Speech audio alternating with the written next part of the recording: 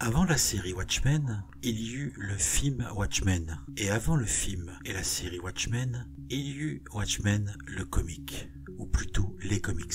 En français, Les Gardiens, cette bande dessinée fut éditée par DC Comics entre 1986 et fin 87 aux États-Unis. Ce roman graphique eut un véritable succès commercial et critique. Il obtient même en 1988 le prix Hugo. Ce prix récompense les meilleures œuvres de science-fiction et de fantasy. Aux États-Unis, ces comics sont considérés comme une œuvre majeure de la science-fiction. Il était donc normal qu'en 2009, nous eûmes une adaptation en film des Gardiens. Le succès, lui, fut par contre des plus mitigés. Pas assez commercial, trop surprenant, trop décalé peut-être. Cependant, en 2020, nous avons eu Watchmen, la série. Elle ne reprend pas l'histoire de comics, elle continue l'histoire. Et pour cela, elle a reçu 11 prix aux Emmy Awards, ce qui n'est pas rien, et qui est même plutôt original. Comme je le disais, plus qu'une adaptation du roman graphique, Watchmen, la série, propose une histoire originale qui se passe 30 ans après les événements de la bande dessinée. Nous allons suivre la bande de super-héros qui sont maintenant à la retraite et qui sont tous plus ou moins devenus des sociopathes,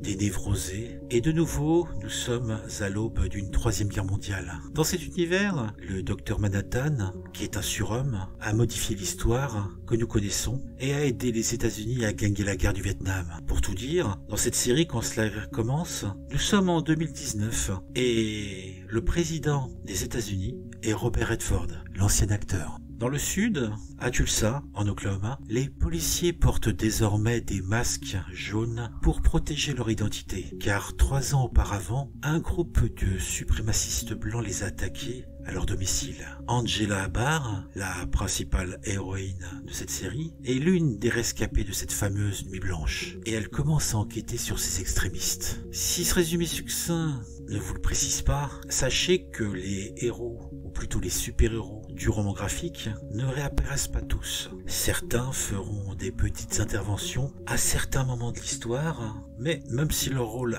est important, je me garderai bien de vous en dire plus. D'un point de vue politique, certains diront que cette série prend comme point de départ un événement tragique de l'histoire américaine qui fait écho aux problèmes qu'il y a depuis quelques années dans le pays. Et cet événement de l'histoire américaine, un petit peu oublié des livres d'histoire, c'est le massacre de Tulsa. En effet, en 1921, cette ville de l'Oklahoma a été le témoin d'une émeute raciale qui dura 2 jours. Des habitants blancs pillèrent les commerces des Afro-Américains de la ville. Il y eut de nombreuses attaques et tueries de membres de la communauté noire. Pour tout dire, c'est le lynchage le plus important mené sur le sol américain. Cette mini-série, puisqu'il n'y aura pas de suite, est une véritable histoire. Avec un début, un milieu, une fin, j'aime le préciser.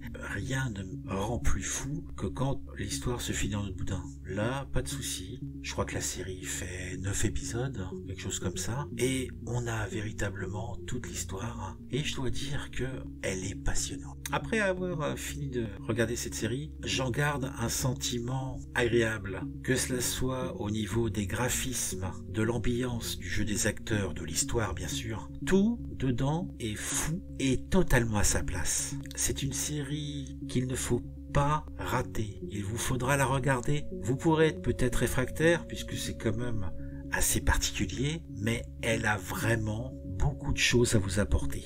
Je ne vais pas rentrer plus dans les détails, je me suis bien déjà étalé dans mes informations, donc je vous dis à bientôt, comme je le dis à chaque fois, regardez des séries.